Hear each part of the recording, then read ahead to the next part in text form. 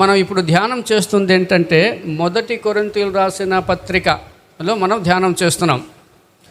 అందులో 12వ అధ్యాయంలోకి మనం వచ్చాం. 12వ అధ్యాయంలోకి ఈ 12వ అధ్యాయం నుంచి 14వ అధ్యాయం వరకు రాయబడిన విషయం ఏంటంటే ఇవి దేవుని యొక్క కృపావరాల గురించి రాయబడి ఉంటాయి. ఈ 3 అధ్యాయాలు 12, 13, 14 అధ్యాయాలు దేవుని కృపావరాల గురించి రాయబడ్డాయి. ఈ కృపావరాలకి సంబంధించిన బ్యాక్గ్రౌండ్, కృపావరం అంటే ఏంటి, కృపావరము ఎక్కడి నుంచి వస్తుంది, కృపావరము దేవుడు ఎవరికి ఇస్తాడు, కృపావరం దేవుడు ఎందుకు ఇస్తాడు అనేది బ్యాక్గ్రౌండ్ అయితే చెప్పడం జరిగింది.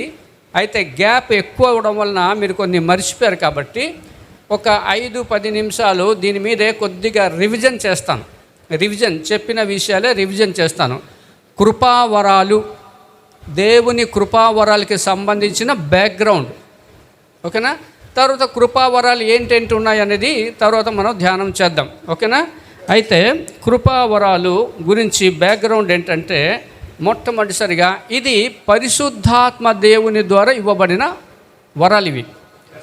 దీనికి మూలము, దీనికి ఆరిజిన్ ఏంటంటే దేవుని యొక్క పరిశుద్ధాత్మ దేవుని యొక్క కార్యం, అది దీనికి యొక్క మూలం. అయితే ఇక్కడ విషయం ఏంటంటే ఈ కృపావరాన్ని దేవుడు ఆటోమేటిక్గా దేవుని పిల్లలకి దేవుడు ఇస్తాడు. కొన్నిసార్లు మనం అపేక్షిస్తే, మనం కోరుకుంటే దేవుడు అది ఇస్తాడు. ప్రభువా నాకు ఈ వరం ఇవ్వు ప్రభు అనేసి అంటే అది కూడా ఏంటి, సంఘక్షేమం కోసం, దేవుని బిడ్డల మేలు కోసం మనం అడిగితే దేవుడు ఈ కృపావరాలు ఇస్తారు. తర్వాత ఇక్కడ మనం చెప్పేది ఇంకా విషయం చెప్పింది ఏంటంటే అన్ని వరాలు ఒకే వ్యక్తికి ఉండకపోవచ్చు. అన్ని వరాలు, ఓకేనా. కొంతమందికి కొన్ని వరాలు ఉంటాయి, కొంతమందికి ఎక్కువ వరాలు ఉంటాయి, కొంతమందికి తక్కువ వరాలు ఉంటాయి. అయితే ఇక్కడ వరాల్లో, కృపావరాల్లో ఎక్కువ తక్కువ అనేది ఉండదు. దేవుని దృష్టిలో మనం గమనించాల్సింది ఏంటంటే ఇక్కడ వాక్యము చెప్పే వాళ్ళకి ఎక్కువ కృపావరాలు ఉన్నాయని, వింటున్న వాళ్ళకి తక్కువ కృపావరాలు అనేది ఉంటుందనేది అనుకోవడానికి లేదు. కృపావరాలు కృపావరాలే. కనిపించినంత మాత్రాన అది పెద్ద కృపావరం అయిపోదు, కనిపించనంత మాత్రాన అది తక్కువ కృపావరాలు అయిపోదు. దానికి పౌలు గారు ఏమంటే శరీరం యొక్క భాగంలో ఆయన పోల్చారు. తర్వాత మనకు కనబడుతుంది అది. శరీరం యొక్క భాగంలో పార్ట్స్తో ఆయన పోల్చాడు. ఒక ఎగ్జాంపుల్ ఏంటంటే మనకి చేతులు ఉంటాయి, కళ్ళు ఉంటాయి, చెవులు ఉంటాయి. ఈ చెవులు కనిపించినంత మాత్రాన, కళ్ళు బయటికి కనిపించినంత మాత్రాన, నోరు బయటికి కనిపించినంత మాత్రాన, చేతులు కానీ తల కానీ బయటికి కనిపించినంత మాత్రాన ఇది మాత్రమే ప్రాధాన్యత కలిగిన పార్ట్ అని అనడానికి లేదు. ఇది మాత్రమే ఎక్కువ ప్రయారిటీ కలిగిన భాగాలు అని, శరీర భాగాలని అనుకోవడానికి లేదు. ఎందుకంటే కనబడని శరీర భాగాలు మనలో ఉన్నాయి. గుండె ఉన్నది, కిడ్నీ ఉన్నది, మెదడు ఉన్నది, లివర్ ఉన్నది. ఇవి కనబడవు, బయటికి బాహ్య ప్రపంచానికి కనబడవు. కానీ మనకి కనిపించే దానికంటే కనిపించనిది ఏదైతే ఉన్నదో అది చాలా ప్రాముఖ్యమైనది, అవునా. దేవుని వాక్యము పొందిన, దేవుని వాక్యం చెప్పే కృపావరము మంచిదే. కానీ దానికంటే శ్రేష్టమైనది కృపావరం ఏముంది తెలిసిందా? అది వ్యక్తిగతమైన ప్రార్థనలు చేస్తూ ఉంటారు చూడండి. గంటలు గంటలు గంటలు అందరూ చేయలేరమ్మా. అది ప్రార్థనలు అందరూ చేయలేరు. 4,000 రూపాయలు ఇచ్చామంటే దేవుని మందిరానికి ఇవ్వడం ఈజీయే, కానీ 4 గంటలు ప్రార్థన చేయడం కష్టం.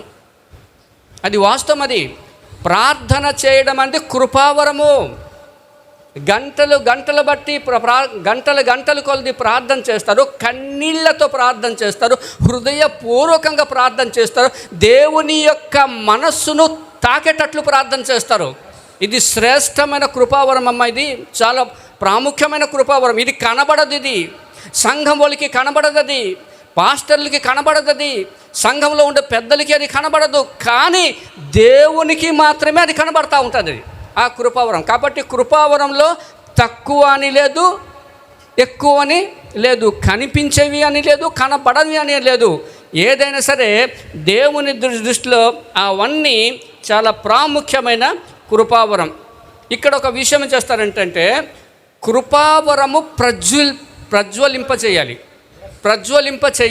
కృపావరము ప్రజ్వలింప చేయడం అంటే కృపావరం ఏమో ఎక్స్పోజ్ అవ్వాలి, అది ఎక్స్పోజ్ అవ్వాలి. ఎప్పుడు ఎక్స్పోజ్ అవుతుందంటే సాధకము చేయాలి, ప్రాక్టీస్ చేయాలి. అలాగే అభ్యాసం చేయడం ద్వారా అది వస్తుంది. అభ్యాసమే. మీకు చెప్పాను, బిల్లీ గ్రామ్ గారు ప్రపంచంలోనే సువార్థికుడు, నెంబర్ 1 సువార్థికుడు. ఆయన దేవుని వాక్యం చెప్పడానికి వెళ్ళినప్పుడు చెమట కారిపోయేది. అప్పుడు ఇది లాభం లేదనేసి ఆ కొండల ఏరియా, ఆ చెట్లు పుట్టలు ఉంటే ఆ దగ్గరికి వెళ్ళి ఆ కాకులకి, పక్షులకి, మేకలకి సువార్త చెప్పేవాడు ఆయన. అలా సువార్త చెప్పి ప్రాక్టీస్ చేసిన తర్వాత ప్రపంచంలోనే నెంబర్ 1 సువార్థికుడు అయిపోయాడు. ప్రాక్టీస్ చేయాలి. దేవుడు ఇచ్చిన కృపావరాన్ని మనం ప్రాక్టీస్ చేయకపోతే అది ఆ కృపని మనం ఏం చేస్తుంటే మనం వ్యర్థం చేసినట్టే. ఆ కృప ప్రజ్వలింపబడదు, ఆ కృపావరము అది ఎక్స్పోజ్ అవ్వదు. మీకు ఇంతకుముందే నేను చెప్పాను, కత్తి ఎంత మంచిదైనా సరే వాడుతూ ఉంటేనే అది మంచి షార్ప్గా వస్తుంది, షైనింగ్ వస్తుంది.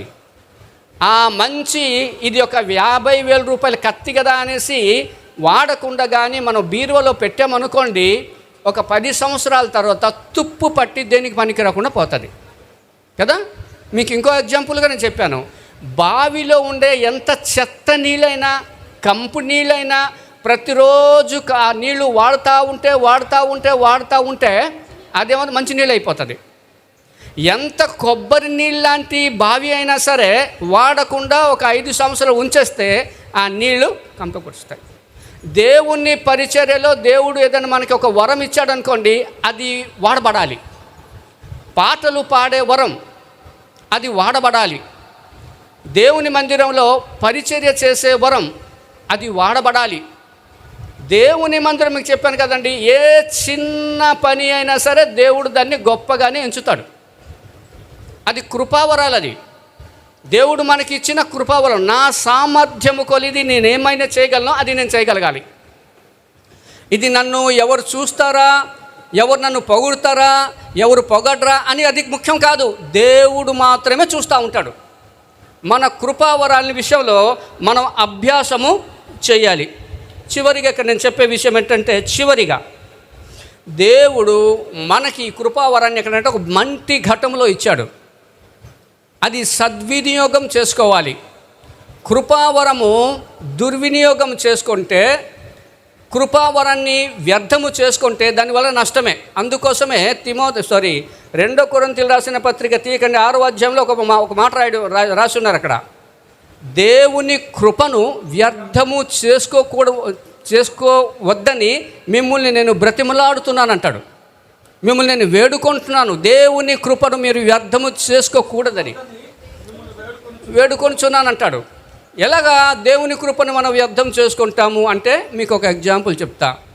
దేవుడు మనకు ఒక స్వరం ఇచ్చాడంటే, పాట పాడే స్వరం ఇచ్చాడంటే దేవుని మందిరంలో పాట పాడడానికి, దేవుని బిడ్డల దగ్గర పాటలు పాడడానికి, దేవుని నామాన్ని మహిమపరిచినట్లుగా పాటలు పాడడానికి దేవుడు ఆ స్వరం ఇచ్చాడు. దేవుడు ఆ స్వరం నాకు ఇచ్చాడు కాబట్టి నేను దేవుని మందిరంలో పాడుతాను, రికార్డ్ డ్యాన్సింగ్ దగ్గర కూడా పాడతానని అంటారు చూడండి. ఆ స్వరాన్ని ఉపయోగించుకొని అది వ్యర్థము చేసుకోవడం, దాన్ని వ్యర్థము చేసుకోవడం. దేవుడు నీకు ఏదైతే ఒక వరం ఇచ్చారో, ఎవరికి ఇవ్వలేని వరం దేవుడైతే నీకు ఏదైతే ఇచ్చాడో అది నువ్వు దేవుని మందిరంలోనే, దేవుని బిడ్డల దగ్గరే, నువ్వు ఒంటరిగా ఉన్నప్పుడు దేవునితోనే మాత్రమే దేవుణ్ణి మహిమపరచాలి, దేవునికి ఘనత వచ్చేటట్లుగా చెయ్యాలి. లేకపోతే ఇప్పుడు స్వస్థత వరం ఉందండి, స్వస్థత వరము, అవునా? స్వస్థత వరము ఉంది. దీని తర్వాత నేను చెప్తాను కృపావరాల్లో. ఈ స్వస్థత వరము పొందిన వ్యక్తులు ఏం చేస్తున్నారంటే రాను రాను రాను యేసు ప్రభువుని పక్కన పెట్టేస్తున్నారు. యేసు ప్రభువుని పక్కన పెట్టేసి వాళ్ళే యేసు ప్రభువులాగా ఫీల్ అవుతున్నారు. అలా ఫీల్ అవ్వడం ద్వారా వాళ్ళు అలా జీవించడం ద్వారా ఏమవుతుందంటే దేవుడు ఇచ్చిన కృపావరాన్ని వ్యర్థం చేసుకుంటున్నారు. దేవుడు ఏదైనా సరే ఒక మంచి పని కోసమని దేవుడు ఇస్తే దేవుని మహిమ కోసం కాకుండా, దేవుని ఘనత కోసం కాకుండా, తనకు తాను ఎవరైతే ఎక్స్పోజ్ అవ్వడానికి ట్రై చేస్తాడో అవి ఏంటంటే దేవుని కృపను వ్యర్థము చేసుకున్నట్లే. ఏదైనా సరే నీవు చేస్తున్న దేవుడు నీకు ఇచ్చిన వరం ఏదైతే ఉందో దాన్ని ద్వారా దేవుని నువ్వు ఘనపరచాలి. దేవుడు మాత్రమే ఘనపరచబడాలి. యేసు ప్రభువును మాత్రమే ఘనపరచబడాలి. ఆ యేసు ప్రభువుని ఘనపరిచేటప్పుడు యేసు ప్రభు దగ్గర పక్కన మన పేరు కనబడిన, మన ఊరు కనబడిన, మన అడ్రస్ కనబడిన అది దేవునికి అది మహిమ తేవదది. దేవుని కృపను మనము వ్యర్థము చేసుకునేటట్లే. కాబట్టి అది జాగ్రత్తగా ఉండాలి. ఇప్పుడు కృపావరాల దగ్గరికి మనం వస్తాం.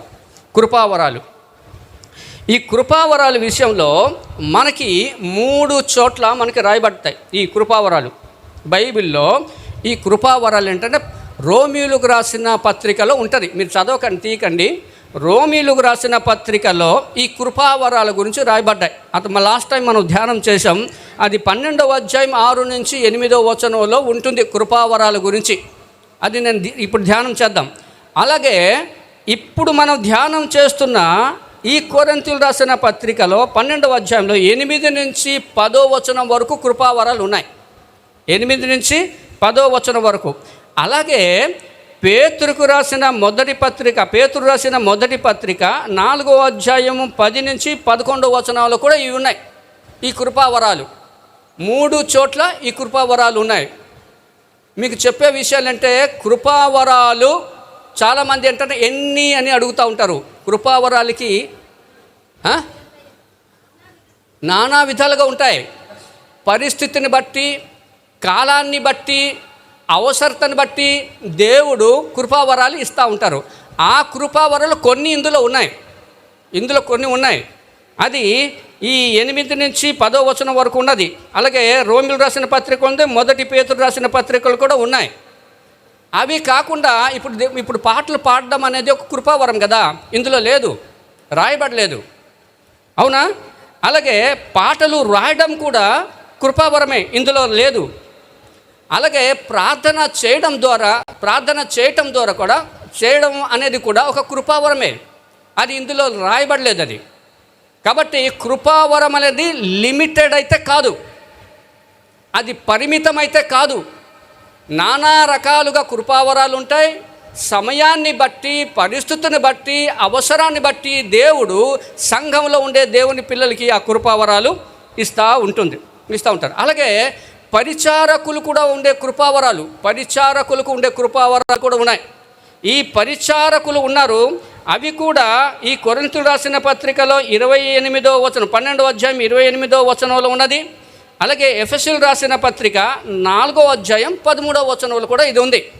వీళ్ళెవరు? కృపావరాలు పొందిన పరిచారకులు, బోధకులు, అవునా, సువార్త చెప్పేవాళ్ళు, ఇవాంజలిస్ట్ అంటారు చూడండి, పాస్టర్స్, సంఘ కాపుర్లు కానివ్వండి, వీళ్ళందరూ దేవుని పరిచర్య చేసే కృపావరం కలిగిన వాళ్ళు వీళ్ళు. వీటి గురించి మనం ఇప్పుడు ధ్యానం చేయబోతున్నాం. ఇవన్నీ మొత్తము 9, అవునా, 9 కృపావరాల గురించి రాయబడ్డాయి. ఈ కృపావరాలు దేవుడు తన బిడ్డలకి ఇస్తారు. ఈ కృపావరాలు పాస్టర్లకే కాదు, ఈ కృపావరాలు ఇవాంజలిస్టులకే కాదు, ఈ కృపావరాలు మిషనరీస్కే కాదు, ఈ కృపావరాలు సంఘంలో ఉండే దేవుని బిడ్డలకి దేవుడు అవసరతను బట్టి ఇస్తాడు. ఇది ఈ 9 కృపావరాల్లో అందరికీ ఒకే 9 వరాలు ఉంటాయని లేదు, అవునా. దేవుని సంఘానికి క్షేమము కలిగేటట్లుగా దేవుడు ఏదో ఒక కృపావరాన్ని అయితే ఇస్తాడు. అది మనం ఐడెంటిఫై చేయాలి. మనం దేవుడు మనకి ఏదైతే కృపావరం ఇచ్చాడో మనం ఐడెంటిఫై చేయాలి.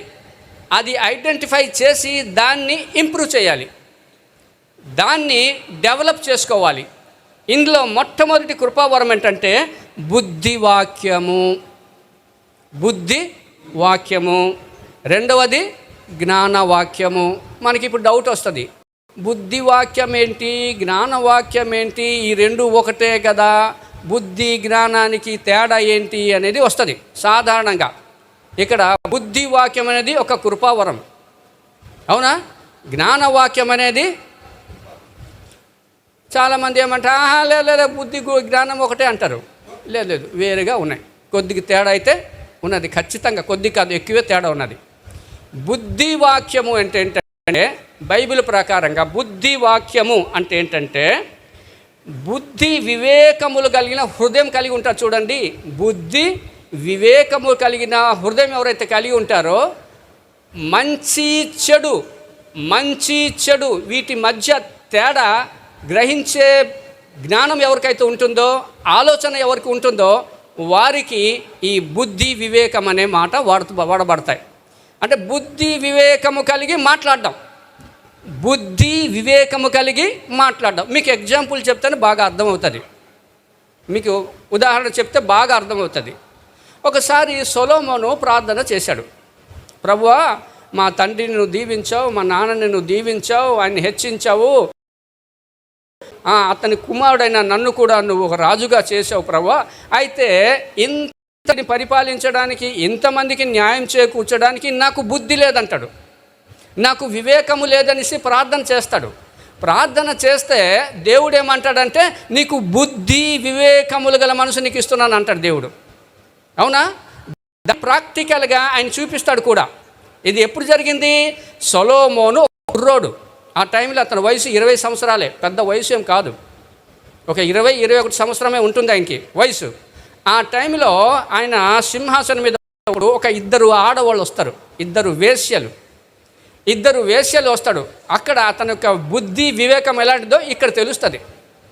ఎలాగంటే ఇద్దరు వేశ్యలు వచ్చేసి కంప్లైంట్, ఒక వేశ్య ఏమంటుందంటే, అయ్యా ఇద్దరు ఈ వృత్తిలో ఉండేవాళ్ళము, ఒకే ఇంట్లో ఉంటాము, అయితే మా ఇద్దరికి 2 పిల్లలు కలిగారు, 2 అబ్బాయిలు కలిగితే నేను కన్నా 3వ రోజుకే ఈమె కూడా కన్నది.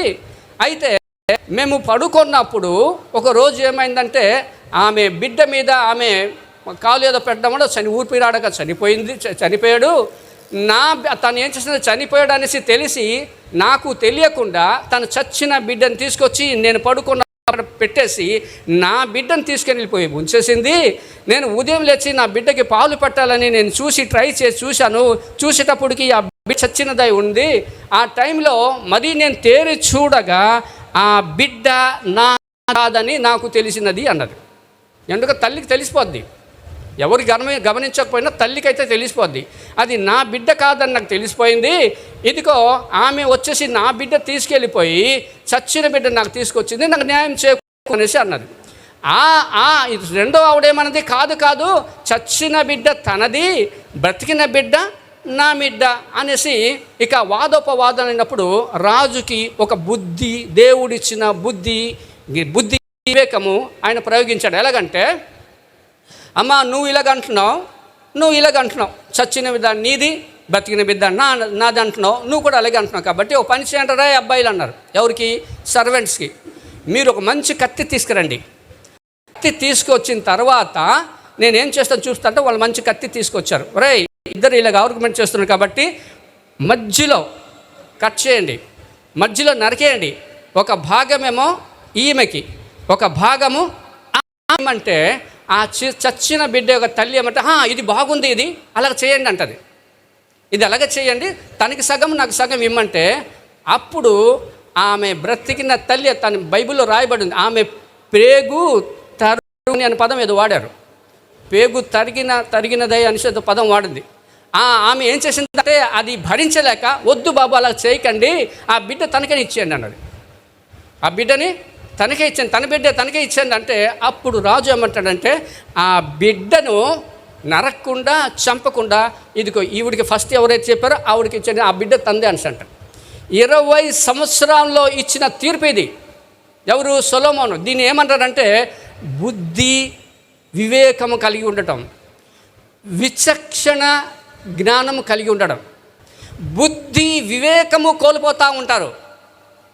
లంచానికి అలవాటు పడిన వాళ్ళు, హోదాకి అలవాటు పడిన వాళ్ళు, ఏదో దానికి అలవాటు పడిన వాళ్ళు బుద్ధి వివేచన కోల్పోతూ ఉంటారు. దాన్ని బుద్ధి వాక్యము అంటారు. బుద్ధి వివేకము కలిగిన వాక్యంతో మాట్లాడడాన్ని ఏమంటారంటే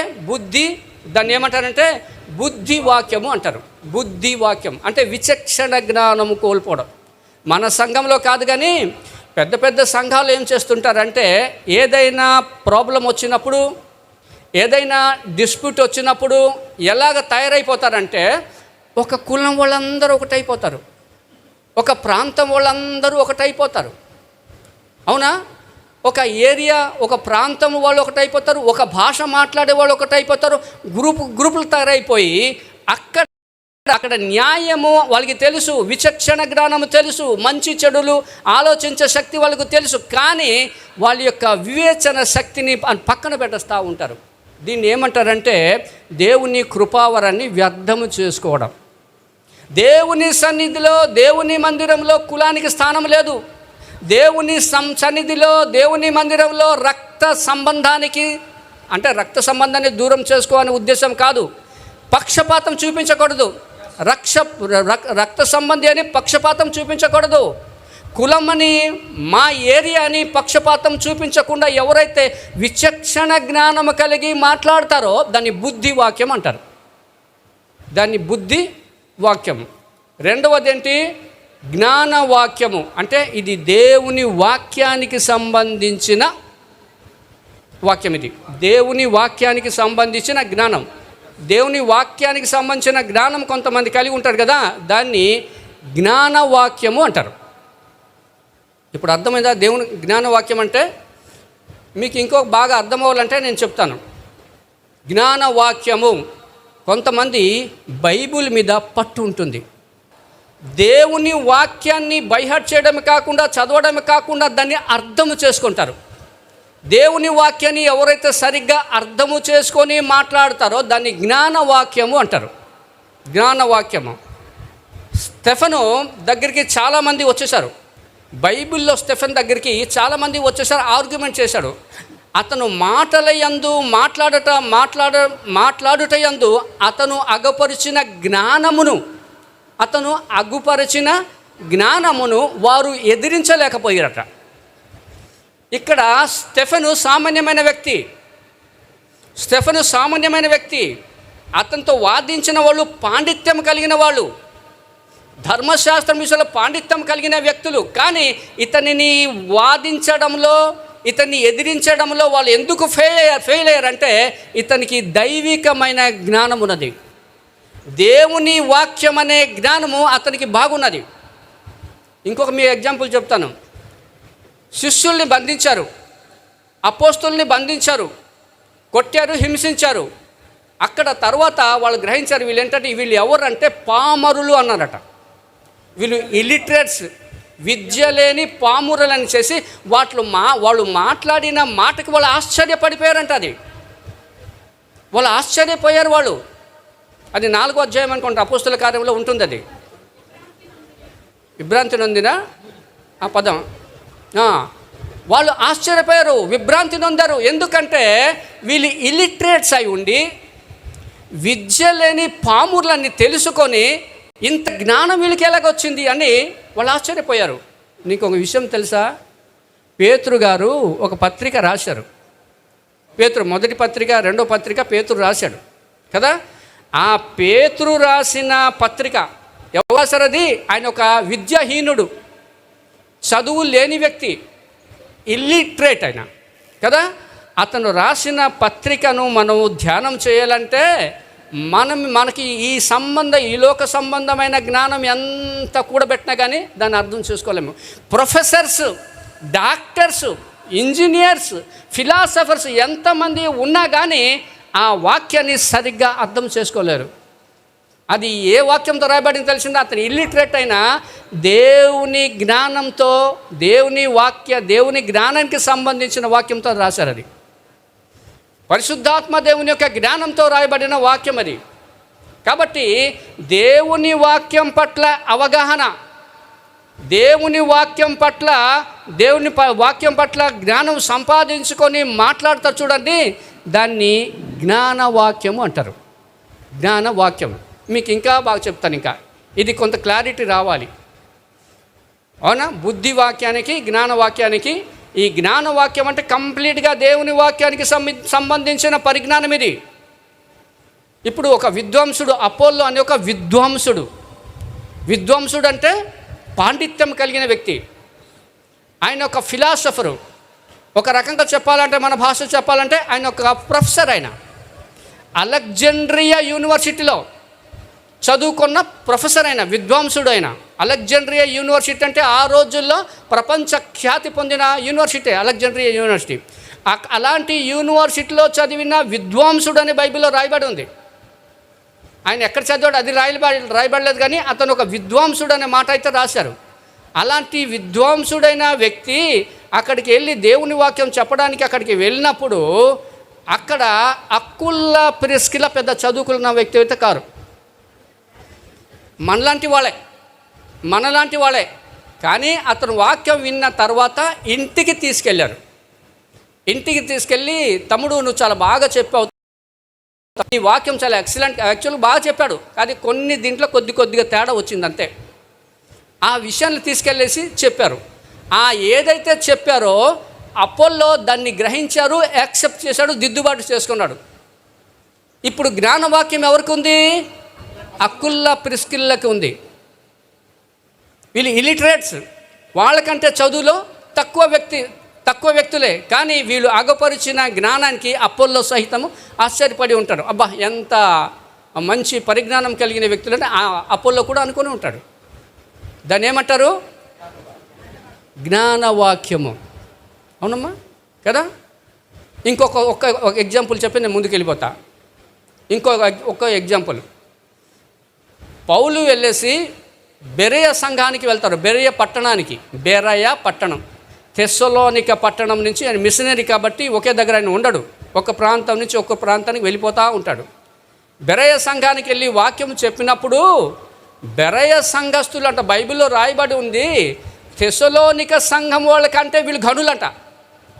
తెస్సలోనిక సంఘం కంటే తెస్సలోనిక సంఘం వాళ్ళే మంచి బిలీవర్స్, స్ట్రాంగ్ బిలీవర్స్. అక్కడ వాక్యం బాగా తెలుసు, కానీ వాళ్ళకంటే వీళ్ళు ఘనులంట. పౌలు శీల వెళ్ళి దేవుని వాక్యం చెబుతూ ఉంటే ఇది దేవుని వాక్య ప్రకారం ఉందా లేదా, లేఖనం ప్రకారం ఇది ఉందా లేదా అని పరిశోధించుచు వాళ్ళు వచ్చారంటే వాళ్ళకి దైవికమైన జ్ఞానం ఎక్కడుందో ఎంత ఉందో తెలిసిపోద్ది. వాళ్ళు తెలుసుకొని వాళ్ళు ఏదైతే మాట్లాడారో, దేవుని వాక్యాన్ని అర్థము చేసుకొని ఏదైతే మాట్లాడారో దాన్ని ఏమన్నారంటే జ్ఞానవాక్యం అన్నారు. జ్ఞానవాక్యం. ఇక్కడ దేవుని వాక్యంని చదవడం వేరు, దేవుని వాక్యం వినడం వేరు. అది వినాలి, చదవాలి. దానికంటే ప్రాముఖ్యమైనది ఏంటంటే దేవుని వాక్యాన్ని సరిగ్గా అర్థం చేసుకోవాలి. అది బైబిల్ ప్రకారంగా ఉన్నదా లేదా అనేది అర్థం చేసుకోవాలి. దేవుని వాక్యానికి భిన్నంగా వెళ్ళి ఏ పని చేసినా కానీ దానిని దేవుని వాక్యంగా అది అంగీకరించడానికి లేదు. మీకు ఒక ఎగ్జాంపుల్ మీకు చెప్తాను. ఒక వ్యక్తులు కొంతమంది వస్తారు, యేసుప్రభు దగ్గరికి వస్తారు. ప్రభా, నీ నామంలో దెయ్యాలు వెంటగొట్టాం, నీ నామంలో స్వస్థపరిచాం, నీ నామంలో ఇన్ని అద్భుతాలు చేశారంటే మీరు ఎవరో పొండ్రా నాకు తెలియదు అంటాడు దేవుడు. అవునా? ఆ మాట ఉంది కదా, ఉన్నది కదా. ఒక వ్యక్తి వస్తాడు, వచ్చేసి మరియ నామములో నిన్ను స్వస్థపరుస్తున్నానని స్వస్థపరిచాడు అనుకో. మరియ నామంలో నిన్ను స్వస్థపరుస్తున్నానని స్వస్థపరిచాడు అనుకో. అతను బాగా అయిపోయాడు అనుకుందాం. ఇతను మంచి సేవకుడా, తప్పుడు బోధ సేవకుడా? మీరు చెప్పండి. ఎందుకు తప్పుడు బోధ? ఇది లేఖనం ప్రకారం లేదు. స్వస్థపరిచేది ఎలా స్వస్థపరచాలి? యేసు నామములో మాత్రమే స్వస్థపరచాలి.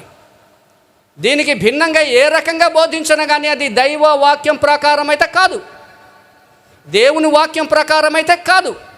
దానిని దేవుని బిడ్డలు అంగీకరించకూడదు. ఇలాంటి ఆలోచన, ఇలాంటి వాక్య పరిజ్ఞానం కలిగి మాట్లాడతారు ఎవరైతే వాళ్ళ జ్ఞాన వాక్యము అంటారు. ఇది కూడా కృపావరమే. దేవుని వాక్యాన్ని చదివి విని అర్థము చేసుకోవడం, తప్పుడు బోధల వైపు వెళ్ళకుండా ఉండడము, అది జ్ఞాన వాక్యం. అది ఓకేనా. ఇకపోతే విశ్వాసం అనేది కూడా కృపావరమే. మనము ఇంతమంది ఉన్నాం చూడండి, మనం అందరం విశ్వాసం కలిగిన వాళ్ళమే. యేసు ప్రభునందు విశ్వాసం ఉంచాము, రక్షణ పొందాం. అంతే కదా. ఒక వ్యక్తి రక్షణ ఎలా పొందుతాడంటే యేసు ప్రభునందు విశ్వాసం ఉంచుట ద్వారా మాత్రమే. మనమందరము విశ్వాసం కలిగిన వాళ్ళమే.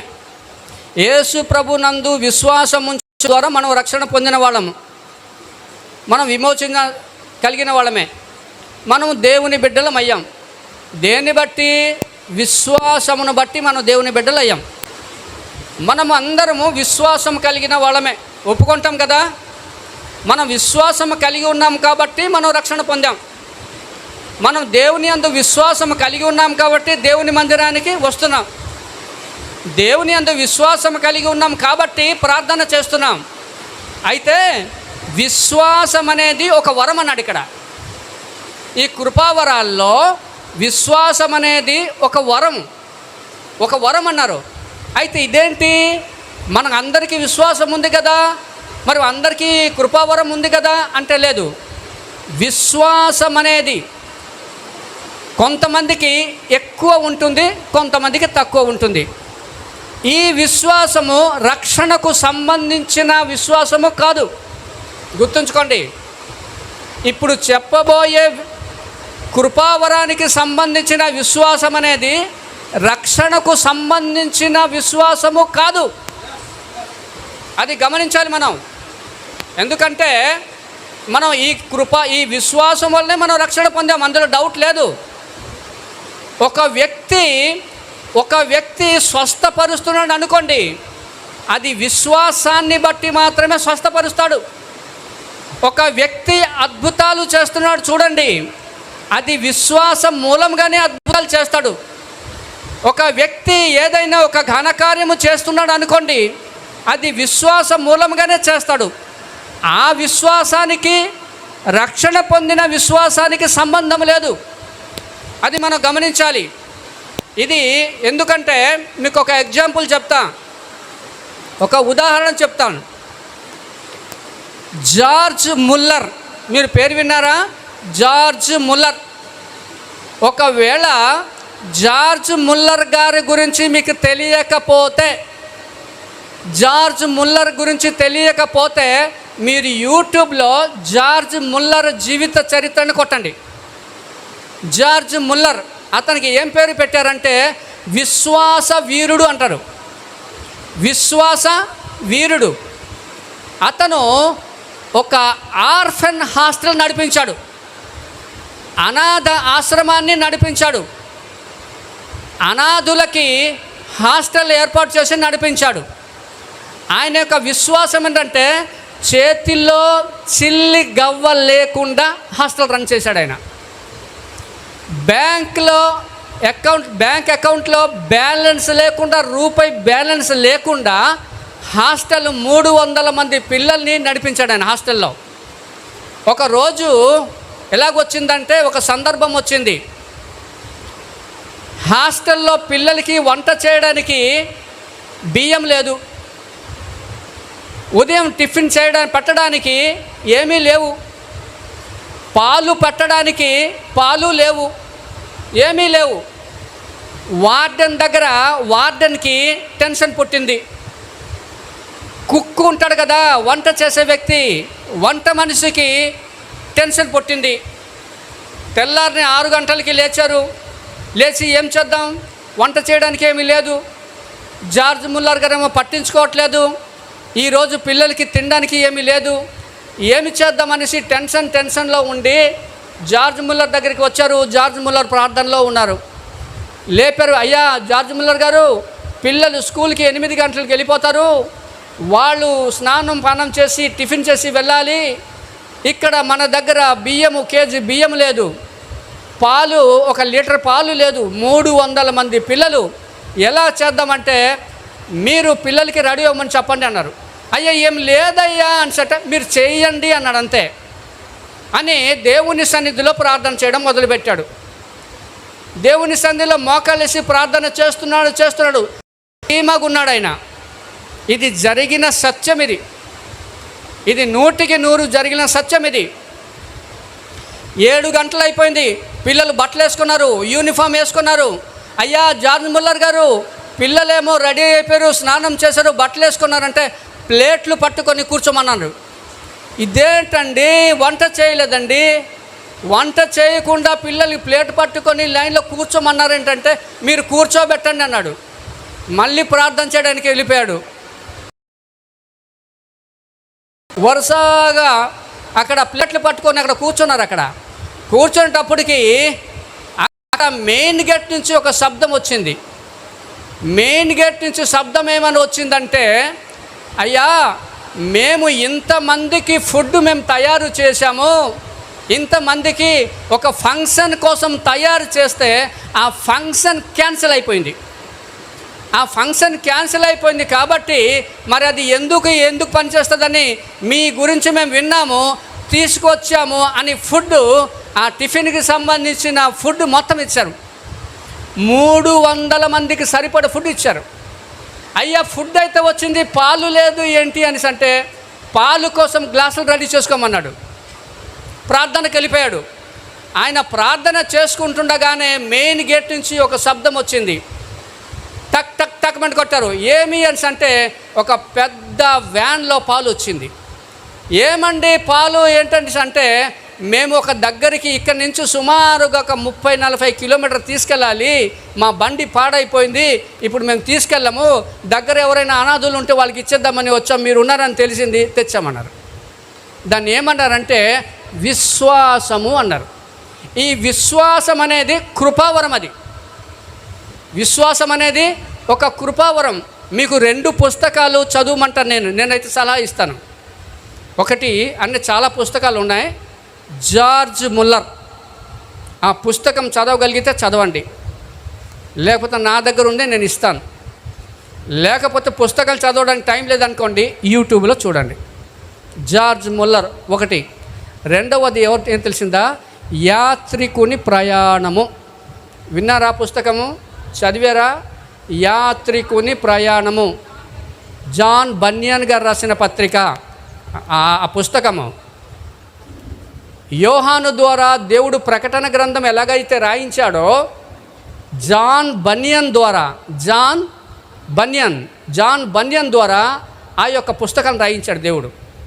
జాన్ బన్యన్ చెరసాలలో ఉన్నప్పుడు, జైల్లో ఉన్నప్పుడు దేవుడు దర్శనమిచ్చి ప్రత్యక్షత ఇచ్చి ఆ పుస్తకం రాయించాడు. కాబట్టి ఆ పుస్తకము స్టార్టింగ్లో కొద్దిగా బోర్ ఉంటుంది, ఒక 5-6 పేజీల తర్వాత దాని పుస్తకం మజా వేరుగా ఉంటుంది. ఎక్సలెంట్ బుక్ అది. ప్రతి క్రైస్తవుడు చదవాల్సిన పుస్తకం అది. ప్రభువుని నమ్ముకున్న ప్రతి ఒక్కరు చదవాల్సిన విశ్వాసం. మనం విశ్వాసంలో బలపడాలంటే, విశ్వాసాన్ని మనం పెంపొందించుకోవాలంటే ఆ పుస్తకము చదవవలసిందే. ప్రోగ్రెస్. యాత్రికుని ప్రయాణాన్ని ఏమంటారంటే, ప్రపంచంలో ఎక్కువ అమ్ముడుపోస్తున్న పుస్తకం బైబిల్ అయితే, రెండవ పుస్తకం ఏంటంటే యాత్రికుని ప్రయాణమే. దానికి 2వ బైబిల్ అనే పేరు ఉంది. ఓకేనా? ఆ పుస్తకాలు చదివితే మన విశ్వాసాన్ని మనం పెంపొందించుకోవచ్చు, మన విశ్వాసాన్ని. ఓకేనా? కాబట్టి దేవుని పిల్లలు ఏంటంటే ఈ విశ్వాసం అనేది అందరికీ ఉండదు. కొంతమంది ఏంటంటే విశ్వాసాన్ని ప్రాక్టీస్ పెడతారు. వాళ్ళు ఏం చేస్తారంటే, వాళ్ళు యేసు ప్రభు నామములోని చెప్తూ ఉంటారు, బలంగా చెప్తూ ఉంటారు, ఇది జరుగును గాక అంటే జరిగిపోతూ ఉంటుంది. ఎందుకంటే వాళ్ళకి ఉండే విశ్వాస పరిమాణం అలాంటిది. ఈ విశ్వాసం అనేది అందరికీ ఉండకపోవచ్చు. నేను చెప్తున్నాను, రక్షణ విశ్వాసం వేరు, ఈ విశ్వాసం వేరు. ఈ విశ్వాసం అందరికీ ఉండకపోవచ్చు. కొంతమందికి బాగా ఉంటుంది బలం, విశ్వాసం స్ట్రాంగ్గా ఉంటుంది, కొంతమందికి తక్కువగా ఉంటుంది. దేవుని కార్యం చూస్తూ ఉన్నా సరే కొంతమందికి విశ్వాసం రాదు. దేవుని మందిరంలో దేవుని కార్యం చూస్తున్నా కానీ ఆ విశ్వాసం కొంతమందికి రారు. కొంతమంది కొత్తగా మందిరానికి వచ్చినా కానీ వాళ్ళ యొక్క విశ్వాసం బలంగా ఉంటుంది, వారి నమ్మిక చాలా బలంగా ఉంటుంది. అది కృపావరం, అది దేవుడు ఇచ్చే కృపావరం. అది అందరికైతే ఇది ఉండదు. అందుకోసమే శిష్యులు కూడా ఏమన్నారంటే, ప్రభువా మా విశ్వాసాన్ని వృద్ధి పొందించమంటారు. వృద్ధి పొందించము కదా. ఎవరికైతే విశ్వాసము ఎంత బలంగా ఉంటుందో వారి జీవితంలో అలాంటి గొప్ప గొప్ప కార్యాలు చూస్తారు. విశ్వాసంలో బలహీనులైన వారు గొప్ప గొప్ప కార్యాలు చూడలేరు. విశ్వాసం అనేది కూడా దేవుని యొక్క కృపావరం, అది మనం మర్చిపోకూడదు. తర్వాత 1 గంట అయింది, తర్వాత నెక్స్ట్ కంటిన్యూ చేద్దాంలే. ఎందుకంటే ఈ కృపావరాలు కొద్దిగా డీప్గా కొద్దిగా ధ్యానం చేద్దామనే ఆలోచన నాకుంది. అది మన అందరికీ అది మైండ్లో బ్రెయిన్లో అది నాటుకుపోవాలి ఈ కృపావరాల గురించి. కాబట్టి మిగిలినవి తర్వాత వారాల్లో మనం ధ్యానం చేద్దాం. అట్టి కృప దేవుడు మనందరికీ దయచేయునుగాక.